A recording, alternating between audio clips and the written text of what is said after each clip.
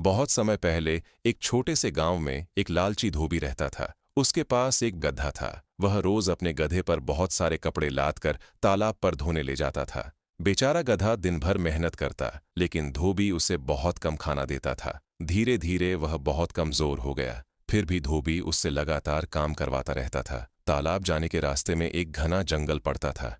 एक दिन जब धोबी वहां से लौट रहा था, तो उसे जंगल में एक मरा हुआ टाइगर दिखाई दिया। यह देखकर उसके दिमाग में एक खुरापाती आइडिया आया। उसने टाइगर की खाल उतारी और उसे घर ले आया। रात को उसने अपने गधे को टाइगर की खाल पहना दी और उसे पड़ोस के गांव के हरे भरे खेतों में छोड़ दिया।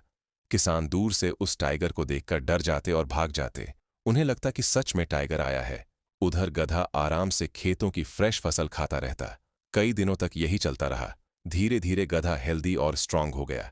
धोबी भी बहुत खुश था कि उसका आइडिया काम कर रहा है। लेकिन कहते हैं कि झूठ ज्यादा दिन नहीं चलता। एक रात जब गधा खेतों में चर रहा था, तभी दूर से एक गद्दी की आवाज आई।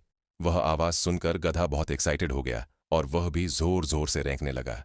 टाइगर की खाल तो उसके ऊपर थी, लेकिन आवाज साफ साफ गधे की थी। पास के किसान ने यह आवाज सुनी और समझ गया कि यह कोई टाइगर नहीं बल्कि गधा है, जो टाइगर की खाल पहनकर लोगों को बेवकूफ बना रहा है। किसान खेत में आया। उसने गधे के शरीर से खाल उतारी और उसको जी भर के पीटा। जब वह थक गया तो उसने गधे को पकड़ लिया। फिर उसे अपने घर ले जाकर बांध दिया। इस तरह उस लालची धोबी ने अपनी चालाकी और लालच के कारण अपना गधा हमेशा के लिए खो दिया। तब उसे एहसास हुआ कि लालच और धोखा आखिर में हमेशा नुकसान ही देते हैं।